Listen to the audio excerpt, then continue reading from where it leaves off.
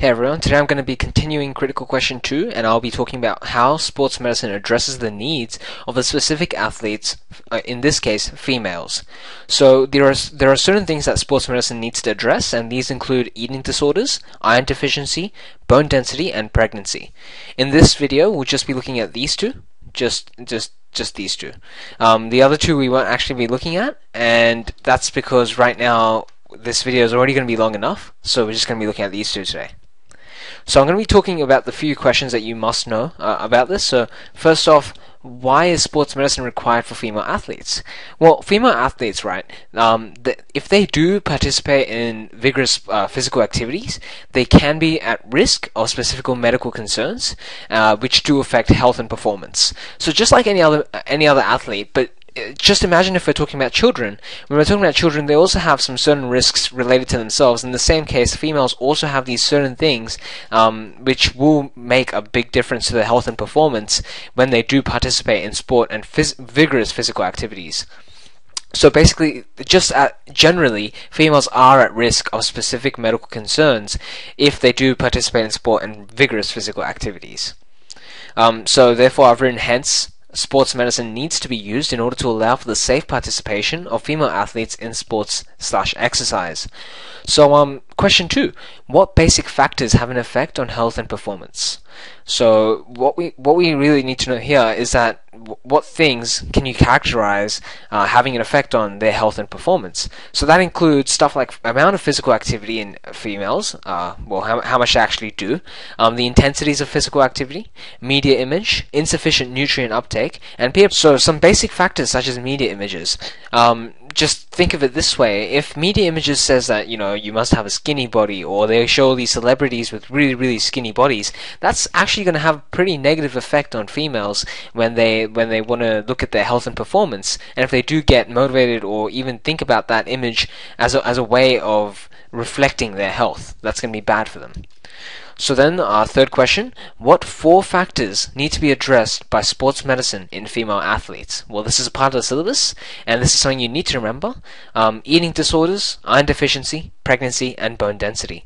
So what I'd recommend you to do right now is just pause the video and make a really good acronym for yourself so you can remember it. I just say make it yourself. I'm not going to confuse you with any of my acronyms, but just somehow combine these words, all these words here, and make an acronym. Okay, perfect.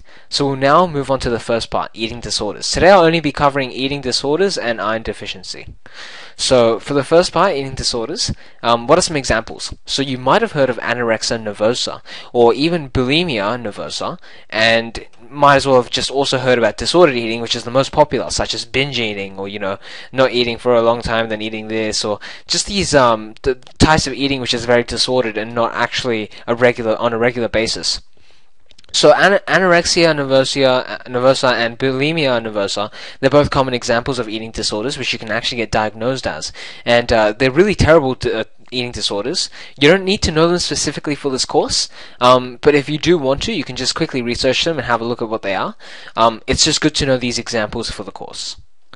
So description and why are they specific on women? So these eating disorders, they're becoming like more and more prevalent, and this is basically because of, number one, there's media factors such as there's a lot of TV, radio, and magazines which promote really skinny bodies and really unhealthy type of bodies, and that's really getting to females, and females do tend to watch TV and magazines as well as radio much. It's a generalization, but they are more likely to get more of an effect from these media images than men are.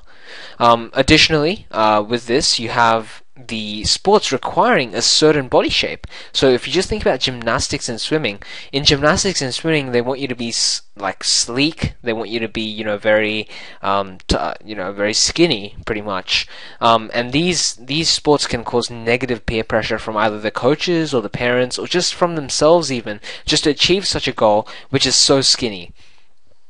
So what effect does it have on female athletes? Well, with this, it creates long periods of unhealthy lifestyle behaviors through eating disorders, And then also you have malnutrition, which is just an obvious factor of if you're not going to eat enough, you're not going to do your right eating and whatnot, you're going to have malnutrition. Additionally, you have incredibly low body fat percentages, and in serious cases, these can all lead to death. Like one of these disorders can lead to death.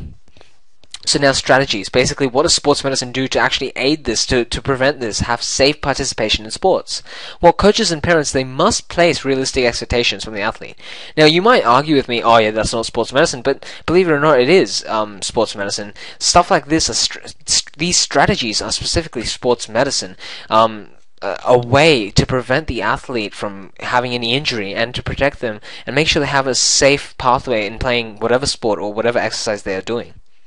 So additionally, by promoting health and performance more than the image of the athlete is also a really good idea, and by also being aware of such signs as, from a sudden shift to extreme exercising and altered diets / moods or rapid change in body. So if you had a sibling which just out of the nowhere started having these massive shifts to a very, very different diet and had these different moods as well as a rapid change in body shape, you might want to make sure that they're not actually going through this certain thing, which any eating disorder.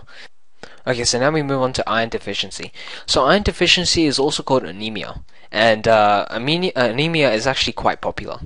So what is iron and what is hemoglobin? So if this is the first time you're getting exposed to it, I'll try and break it down for you guys. Iron is the active component in hemoglobin in the red blood cells.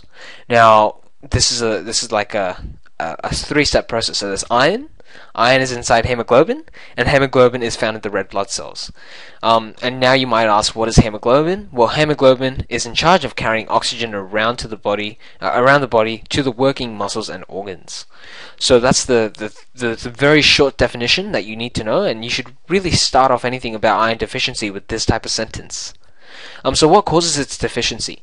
So this is actually a very natural part of females where they lose a lot of their iron in their menstruation cycle, and also from losing this iron, this may cause iron deficiency. Additionally, you have the lack of foods in their diet, such as red meat or high volumes of intensity training.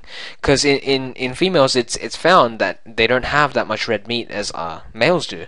And again, just another generalization, but talking about this, red meat does contain a lot of iron, and if you do want to maintain iron counts inside your red blood cells, in your hemoglobin, well, in your red blood cells, you need to make sure that you have a lot of red lean meat or a lot of leafy greens. Stuff like even apples are really good for iron as well. So now, why are they specific to women? I already talked about it a little bit, but mainly, iron is specific to women is because of their natural menstrual cycle. So a lot of their iron in this cycle is lost, and therefore this iron deficiency can be very specific to women at times, and it is probably more prevalent in women. Okay, so what effects does it have on women? So actually, iron deficiency has effects on everyone.